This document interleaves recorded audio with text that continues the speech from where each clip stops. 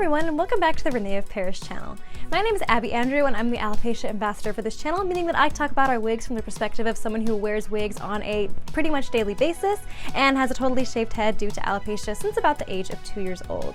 Something else about me, however, is that I also love costuming and I love doing cosplays as well. So I get really excited around the Halloween season to do all sorts of fun costumes, especially incorporating amazing, beautiful wigs into the costumes as well. Because I'm also someone that wears wigs on a daily basis, I have a pretty big wig collection for high quality wigs that I like to wear on a regular basis already because I do have alopecia. So it's also really fun when some of these wigs can also double for cosplay wigs. So like the wig that I'm wearing right now, for example, this is the wig Brooklyn from the Alexander Couture Collection, and this gorgeous color is henna red. I love this wig style and I absolutely love this wig color style combo. It is just so fabulous, so beautiful. Look how nicely that flows.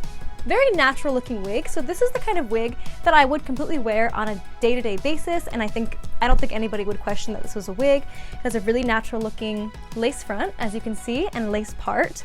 So despite it being a fun color, the features like a lace front and lace part make it look really realistic, and it makes it look like your own hair dyed this color. So because of that, I would totally wear this on a regular basis and not feel like anybody would think this was a wig. But at the same time, because it is a kind of bright, fun color, it can also double for so many different costumes as well. So any sort of redhead character, this wig would also be a great option to use for those kind of costume looks. So in today's video, I actually wanted to do 2-for-1 costume looks, two characters that are part of the same TV show. If you're familiar with the show Teen Titans, Starfire and Raven are two amazing characters that are really popular to do costumes for, and I wanted to do a look for both of them in this video. And of course for Starfire, I will be using this wig, because when I saw it, I just thought it would be such a perfect Starfire wig for kind of like a real-life version of Starfire. And in this video, I'll also be using the wig Mod Sleek from the Muse collection in the color Grape Burst, which is an absolutely beautiful purple wig, which you'll see when I get into the Raven look. So now let's just go ahead and jump right into the costume looks. For the Raven makeup, we're going to go ahead with a thin layer of face paint for her pale complexion in the show. You could do a pretty thick layer of face paint if you wanted to, but I think because I'm already pretty pale, I think just like a light dusting of a thinner face paint works for me. You can either use high quality face paint like this one from Miron Makeup, which makes amazing face paint. This is very kind of opaque and you need water to kind of activate it and work with it. And it's a little hard to get a smooth finish with this, but if you apply it right, it'll last a really long time. It'll be a really pigmented color or just a really strong shade of whatever color you have. I also have this oil-based face paint palette, which is also really fantastic, and it has a lot of color options. It's also on the cheaper side. These are oil-based, so they're actually a little bit easier to apply because they're very slick and smooth because of that oil base. However, because of that, you really have to make sure you set them or else it'll slip and slide all over the place.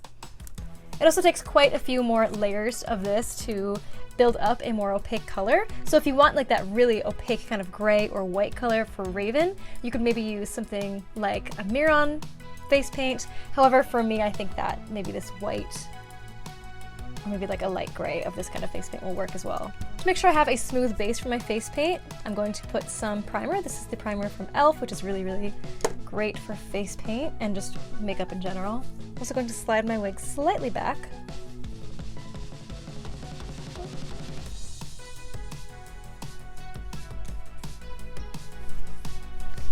Face paints, especially like the Miron face paint, can be very drying, so you want to make sure your skin is really nice and moisturized. Maybe you want to exfoliate the day before, and you definitely want to have a nice primer on top so it just goes on as smooth as possible. You can use water to activate your face paint, but today I'm also going to be trying this Miron mixing liquid, which is supposed to really help get a nice opaque color and help it be long lasting. I can't quite vouch for this yet because I've never really used it much to tell, but I'm going to give this a shot and see if it will also kind of give a little bit more of a potent color to the oil-based face paint, which is what I'm using here.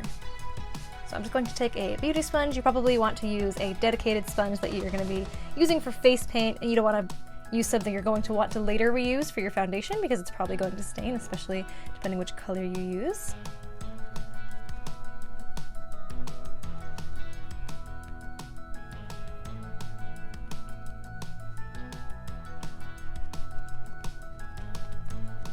We're just going to lightly dab that all over the face. It always looks funny to pull the wig back, but you have to be able to make sure the face paint reaches the hairline. And and then I can afterwards just put the wig back on top. If you do happen to get any makeup or face paint in your wig, it will wash out if you wash your wig as normal using wig shampoo, and maybe you can just very, very gently kind of rub any part that did get some makeup on it, and it should come out. Maybe be a little extra careful with colors that are very, very pigmented, like bright reds or anything like that, because bright reds like that can even stain like your skin. Like sometimes you can wear face paint and you take it off and there's still a kind of light tint to your face. So you might want to be extra careful with the ones that are really, really pigmented. Because sometimes, even though they say they're not supposed to stain, they do a little bit. So maybe a good idea is to put your face paint on, make sure it's really, really nice and set before you put your wig on. But with this look, I'm not as worried because it is just kind of a light dusting of white or gray. Next, you're going to use the back of the Beauty Blender and mix in a little bit of this black with the white to try to create like a gray.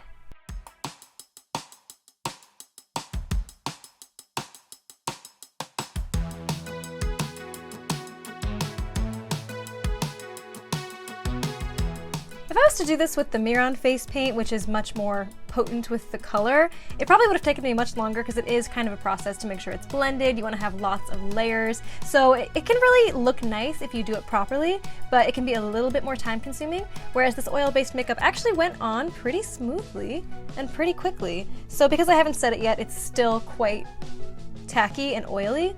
So you wouldn't want to just go out of the house like this. You definitely want to make sure you set it with a powder and then with the setting spray, and then you want to probably have those things with you throughout the day. So if you need to do some touch-ups, you can. But I'm actually quite happy with how that looks as a base. We're also just going to pull that down to the neck area as well. She does have a shirt that kind of has a higher collar. So I'll put it on the neck for now, and then you can always add a little bit more face paint once the costume is on. If your ears are going to be visible, you can even give them a light dusting. Oh, that was straightened there.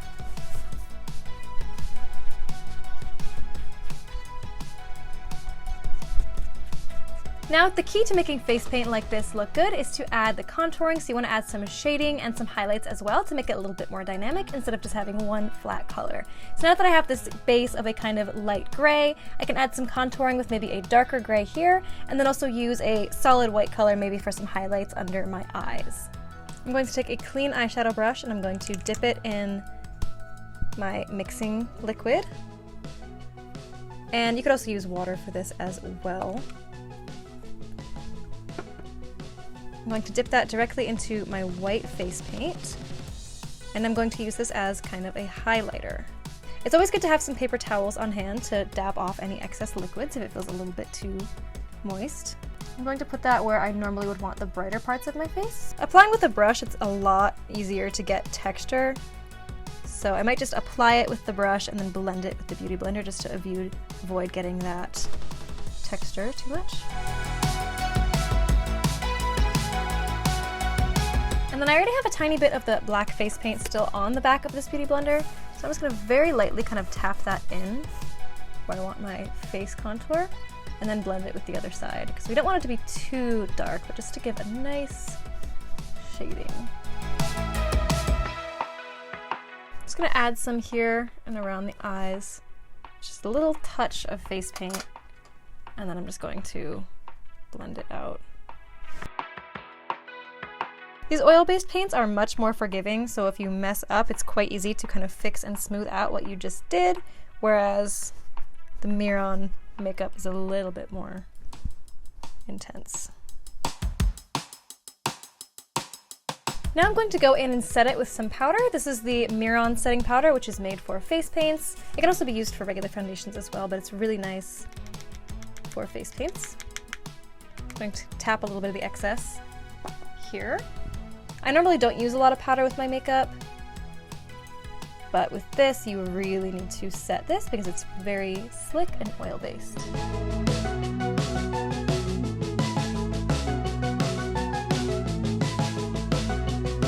I'm also going to use a little bit of a setting powder as well. Probably going to use setting powder a few times throughout the different layers of this makeup, so I'm just going to do a very light mist for now. Now I'm just going to quickly do my usual brows. This is the e.l.f. brow pencil. I just like to mix that with the NYX Lift and Snatch, which just gives a little bit more dimension to the brows. This is pretty standard brows for me, not really particular to the character. The eyeshadow is where you can get a little bit creative. You can just leave it as is with that gray tone. You can kind of do some other dark and gray shades as well, because with the cartoon there's obviously not that much detail around her eyeshadow area, but I'm going to choose to do a little bit of a dark purple around the eyeshadow because her color scheme is kind of purple. She has the purple hair, so I'm just gonna use my kind of own creative spin and use some purples. However, you can also use dark grays or you can just skip the eyeshadow. I'm going to use a little bit of this dark purple here, just a little bit. Then I'm going to use a lighter shade and kind of put that on the eyelid as well. I'm also just going to add a little shimmer in the inner corner. This is definitely a personal touch because I like glitter. Raven is not exactly a glitter kind of gal, but I think it'll look nice with the eye look. I also happen to have this kind of purple toned highlighter, so I thought that would be perfect as well. A little bit here. Again, you can also just use a kind of white highlight. Now I'm just going to go in and add some black liquid eyeliner as well as some fake lashes, and then we're going to be moving on to the lips.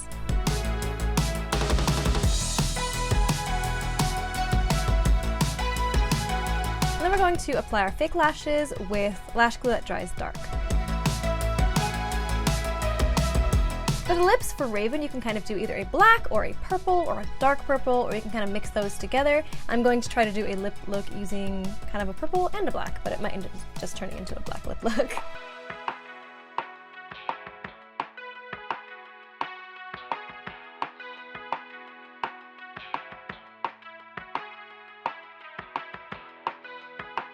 And that's it for the Raven face paint and makeup. The final touch that I want to add is the little gem. In the cartoon, she has a little red gem right here. It's kind of more of like a diamond shape, but anything will work, any sort of rhinestone. So I just have this little tiny red rhinestone that I'm just going to pop right there.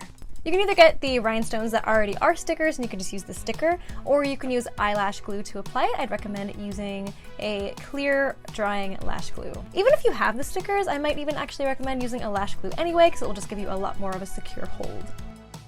Let's go ahead and let the hair down as well. This wig is Mod Sleek from the Muse collection in the color Grape Burst, and this color is an absolutely perfect shade for Raven. This style is pretty good for Raven as well, especially with that kind of like middle part and these kind of front pieces here. Kind of let those hang down a little bit. That definitely gives Raven kind of vibes, and this color is absolutely perfect. This wig is also lace front and lace part, so it really does just look like your own hair dyed this color, because that lace front, lace part really gives the illusion like it's growing out of your head. And also because that lace is very transparent, it also blends in very seamlessly with the face paint, so it really just looks like that kind of skin tone along the hairline as well. Now let's go ahead and put on the costume. For the Raven costume, you can of course buy a pre-made Raven costume, but it's also really easy to piece the pieces together yourself just by buying them individually or making some of them yourself. So of course you're going to want to have a long sleeve black bodysuit. And then for the bottoms, you have a few options. So if you want to go for more of a modest look, you can also wear shorts on top of the bodysuit. But something that I like to do to have a little bit more skin covered for me personally, to feel a little bit more comfortable, but I still want to have the kind of character accurate look, I like to layer multiple pairs of tights that are the color of Raven's skin, because in this case she also has like that kind of gray skin tone. So I have these perfect tights that are a nice kind of like thickness to them, so they have a nice opacity that looks like her skin tone. And I actually layer 2 pairs of them underneath the bodysuit, and then I just put the bodysuit on top of that. For the cloak, I just bought a blue cloak because I thought that was the right color for Raven's look.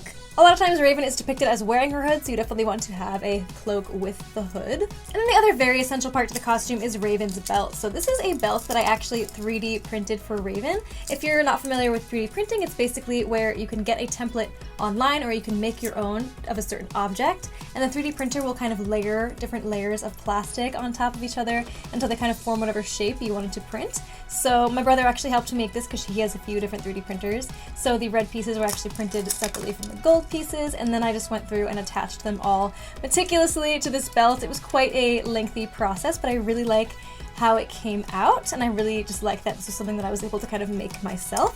However, there are also some raven belts that you can just purchase pre-made as well if you don't want to put the time and effort, and if you don't have a 3D printer, there's some other options you can do as well. She also kind of has blue sleeves or kind of gloves as well, so for that, I actually made these myself. They were quite easy to make, and they were one of the first cosplay pieces that I've ever made many years ago now, but I like how they came out. Quite basic, and really anyone could make this, but I just took some blue felt and kind of folded it into a little cufflet and added some Velcro, and that way I'm able to just kind of put it on top of the bodysuit, like so, just like that.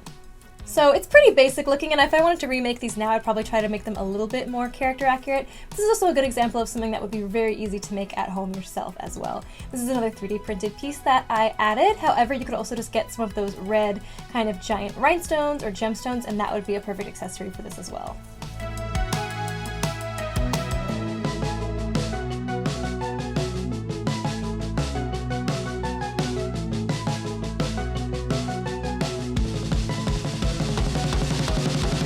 That is the completed Raven makeup and outfit look. Now let's go ahead and move on to Starfire. For the Starfire makeup, I thought I would do something a little bit different because you could go ahead and follow the same steps that we took for the Raven face paint if you wanted to go the full kind of orange skin tone face paint and just kind of follow the same steps but the orange makeup colors instead. There's a couple of different versions of Starfire, some where she's like a bright orange color and some where she just looks like she has like a slight orange tint to her skin, almost like a fake tanner or something. So you can use varying degrees of like a face tint for that. You can also optionally just skip the makeup altogether because there's also some versions of her where she's not orange, so you can either do whatever your skin tone is naturally, or you can do from more of like an orangey look. Instead of doing full on face paint and like painting myself orange completely for that really opaque orange, I'm actually just going to do a very light dusting of orange using either orange powders or actually orange eyeshadow will work just as well for this. And if you have any sort of rainbow eye palette that you already have on hand, you don't have to buy anything special for this, just use whatever orange shade you have already. I'm also going to apply the Starfire look on the makeup that I'm already wearing just to show how easy it is to kind of convert a regular day-to-day makeup look into a Starfire look. I'm going to do the makeup with the wig on already since I'm already wearing it, but you could either do this while already wearing the wig or you can do it before putting it on. Shouldn't make a difference either way.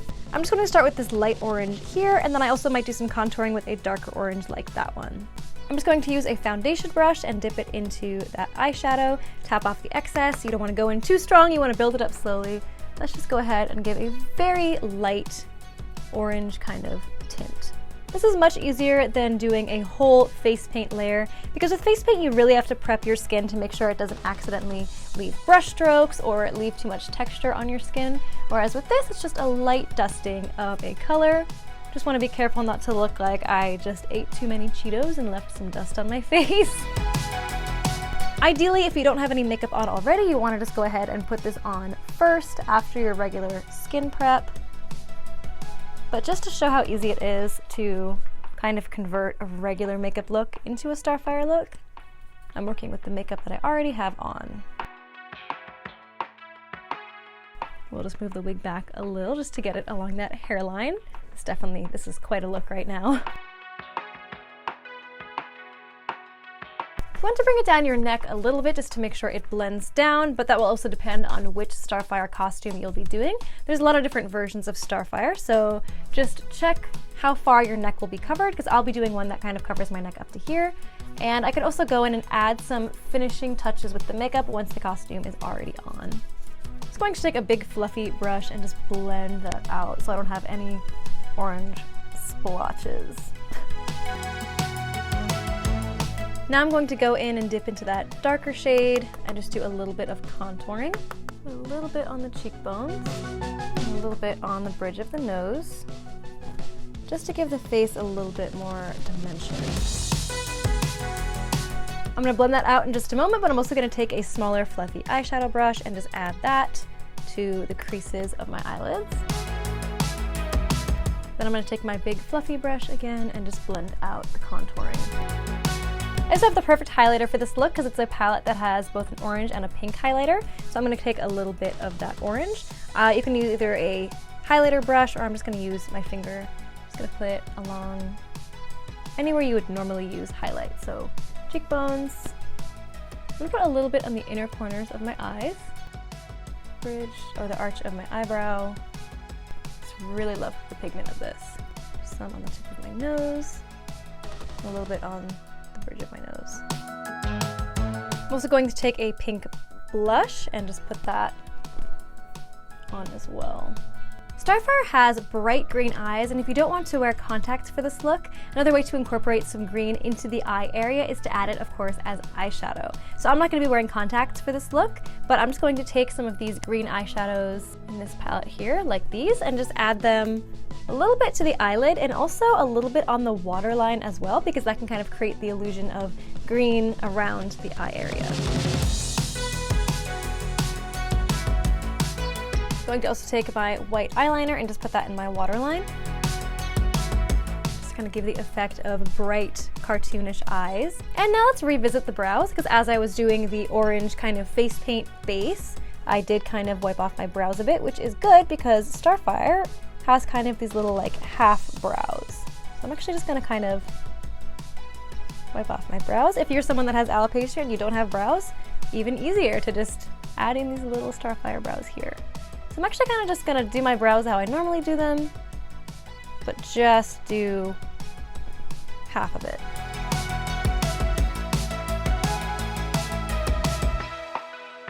I also just fixed up my eyeliner a bit because normally you would put on the eyeliner and lashes as a final step, but because I already had them on, I'm just touching up what I already have there. And I'm also going to go ahead and add in some kind of cartoonish looking bottom eyelashes.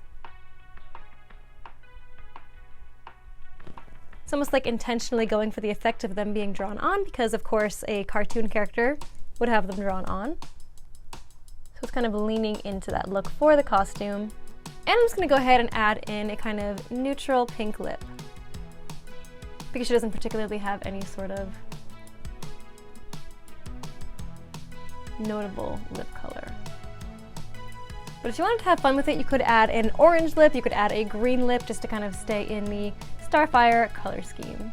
And that is more or less the makeup look. What I'm going to do now is put on the costume and check out this makeup in different lighting. Sometimes it's hard to get all that kind of eyeshadow, face paint, and even smooth colors. So before you leave the house, if you're wearing this out somewhere, check it in different lighting, so I will revisit that. And once I have the costume on as well, I'll be able to see how much of my skin is exposed and also add some of that eyeshadow onto maybe my arms and a bit of my neck as well. A really great tip for if you have to do face paint and your legs are exposed, you can also wear stockings of that color, so I will be wearing orange stockings to kind of match that orange skin tone. You can also do that with arm sleeves as well. It's just a little bit harder to get something that would have hands, but you could also just put a kind of sheer sleeve on your arm that would look like, kind of mimic the look of skin, and then just paint your hands orange. There's a lot of different ways to do that. So let's go ahead and put on the costume. So here is the final makeup look with the costume on and with the Brooklyn wig. This wig is really great for Starfire because of the color, but also because of the style. A lot of versions of Starfire have bangs like this, and Brooklyn does have a shorter bang in the front that you can pull forward, or you can choose to push it back. But for this look, it looks really good kind of pulled forward for a Starfire look.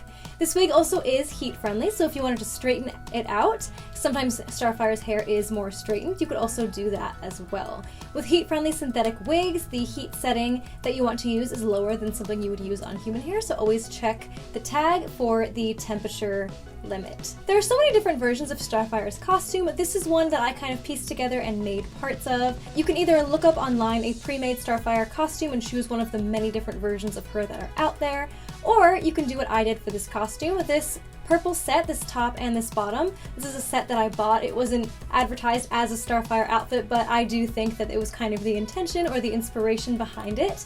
This fabric and this shape of the outfit is absolutely perfect for a Starfire look. And then I made this neck piece and this belt. It's one of the first things I ever sewed, actually, so it might look very homemade, but to be honest, I love homemade costumes. I love being able to make things myself, and when something looks homemade, in my opinion, it's kind of like a badge of honor. Like, hey, maybe this doesn't look perfect, but I'm still proud of the time and effort that I put into it. So you can try to make one for yourself, or you can also buy one of the pre-made options as well. For this outfit, I also chose to wear it with a pair of orange tights to kind of give the effect of orange skin on the legs as well without having to cover that part in makeup. And overall, here is the final look.